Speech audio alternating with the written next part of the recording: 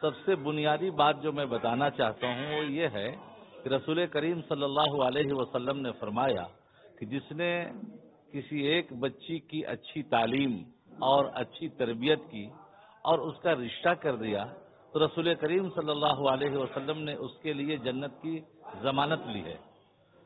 اس حدیث کی روشنی میں میں نے یہ چاہا کہ اگر واقعی انقلاب لانا ہے تو لڑکیوں پر تعلیمی کام کرنا چاہیے۔ دو باتیں ہیں، ایک تو ان کو ایجوکیٹ کرنا، گویا کہ پورے ایک خاندان کو، پورے ایک فیملی کو ایجوکیٹ کرنا ہے، اور اس پر رسول پاک صلی اللہ علیہ وسلم نے جنت کی بشارت بھی دی ہے۔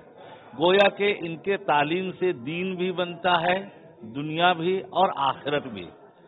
میرا احساس یہ رہا کہ میں اپنے اس کام کو نہ شہر میں کر کے بلکہ اس دیہات میں دور دراز میں کروں جہاں تک لوگوں کی نظر بالعموم نہیں پہنچتی، اور وہاں پر میں ایسا کوالٹی تیار کروں جو شہر کے مقابلے میں کسی طرح سے کم نہ ہو۔ ایسی تعلیم دی جائے جہاں پر عورتوں کو ہر طرح کی ضرورت پوری ہو سکے۔ ماں کا تعلیم یافتہ ہونا ضروری ہے۔